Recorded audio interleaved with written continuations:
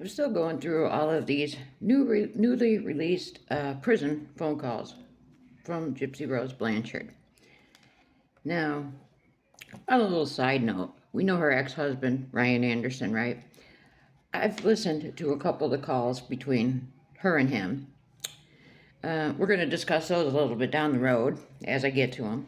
But anyways, Mr. Anderson he was in one of his lives the other day, and wow, he is mad.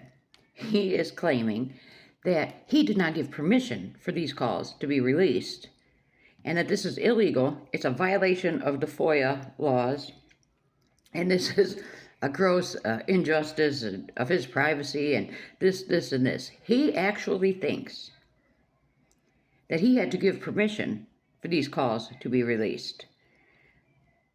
And, these were intimate calls between him and his then wife and yada, yada, yada. He's embarrassed about some of the things that were said and the things that are coming out in these phone calls. That's what it is.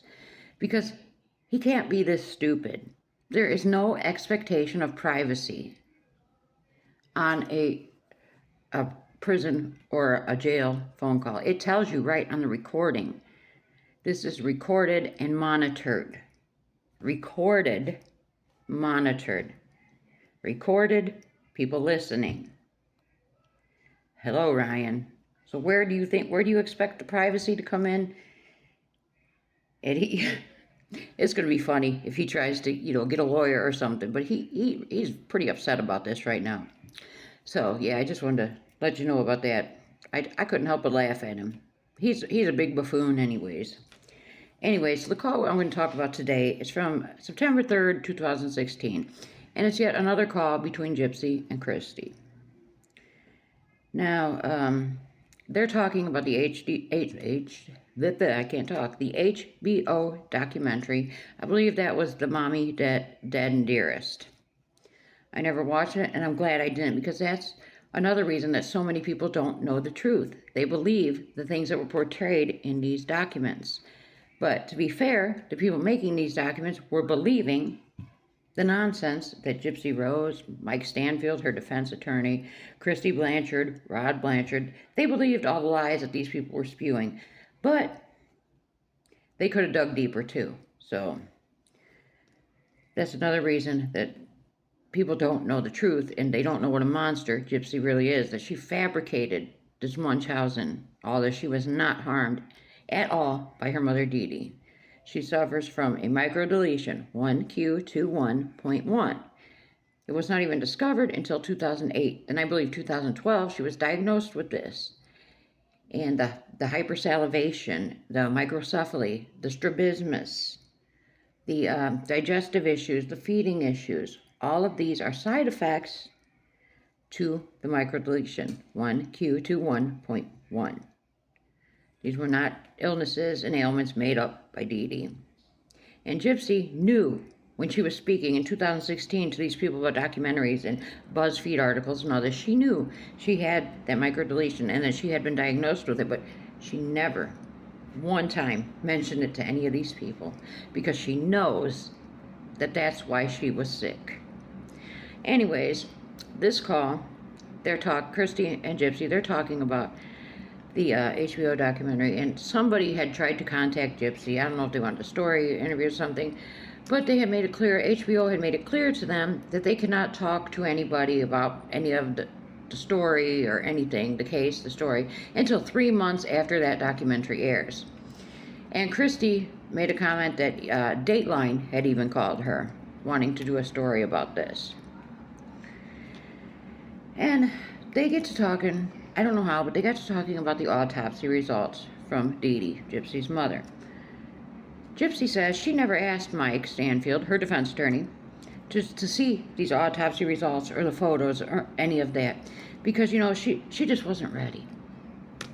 She couldn't stand to look at the autopsy photos or read the autopsy reports, but she was there and seen her mother's deceased body after she had Nicholas Godejohn take her out. But she couldn't look at the pictures. But she had no problem being there. She had no problem hearing her mom screaming for her while she was being taken out See what I mean? Gypsy is a monster. So, Christy says she had gotten with Mike, and she told Mike Stanfield that she wanted to see everything that he had. Everything. Every piece of paper, every picture, everything that he had. So he says, "Are you sure?" She says, "Yes." He's showing her the autopsy photos of Deedee. And Christy says she was just staring at Deedee's brain while it was still attached. I imagine probably, you know how they remove the top of your head. You know, she was staring at Deedee's brain. And then she's telling Gypsy that, you know, she was trying to figure out what made her the way that she was. You know, Christy still believes that Deedee was this monster. But really, Christy's dislike of Deedee started when Deedee married Rod, because Christy and Rod were best friends. And then she developed feelings for Rod. That's where her dislike of Deedee started, not any of this nonsense.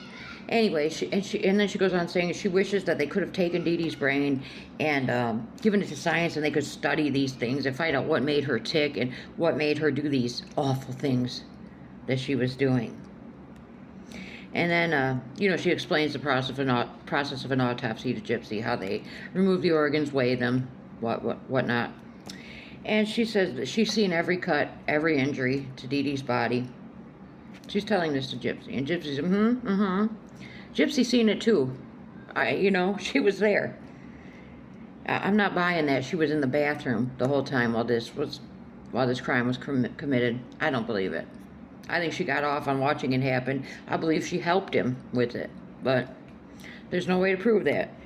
Anyways, then Gypsy goes on to ask if anyone has moved into the house on Volunteer Way, the pink house where this crime was committed, and Christy says no, you know, and she feels like nobody really wants to move in there because of, you know, what happened there. I don't blame them. I wouldn't want any part of that house either. No way. And then Christy, for some reason, gets to talking about Nick. And she says, you know, there's weirdos out there and this and that, people that, you know, like these kind of people. And there's probably someone crazy enough that might marry Nick while he's in prison. Okay, Christy, it takes someone crazy to marry Nick while he's in prison. But Ken was going to marry Gypsy when she was in prison. And you love Ken. You know, Christy was encouraging Gypsy to get back with Ken while she was still with Ryan. And he was going to marry Gypsy in prison. Does that not make him a weirdo? Just like you said it would take a weirdo to marry Nick while he's in prison? And what about Ryan? He actually went through with it and married Gypsy while she was in prison. I mean, we know he is a weirdo, but you know what I'm saying. Christy's contradicting herself. It takes a weirdo to marry someone in prison, but Ken was going to marry Gypsy, and Ryan did. But she's not speaking on that. Because, you know, she can't hurt little Princess Gypsy's feelings. You know, because that's their meal ticket. So, then she says, Christy goes on to talk about how Gypsy was pretty much backed in a corner. She had no other choice than to do what she did. Because no one would help her. Gypsy never asked for help. She had internet access. She was on this computer all over the place. She had a cell phone. She's sending videos and messages back to Nicholas Godejohn. She's out in public. And we know that Deedee was leaving her home by herself because there's no way she would have made these highly sexualized videos with Deedee in another room. So, in all those times she was alone, she couldn't call for help. And then Christy is convinced that if Gypsy wouldn't have done this, committed this crime, that eventually Deedee was going to take out Gypsy and then take out herself. Because she claims that Deedee could never have lived without Gypsy. Okay, that's why in these FOIAs from the computer searches, we're seeing that Deedee was actually trying to find a place to send Gypsy. Trying to find, you know, she was looking into shelters and everything to place Gypsy in. But she couldn't live without her, right, Christy? This whole family, this whole Blanchard family, they're monsters. And they wouldn't know the truth if it bit them in the face.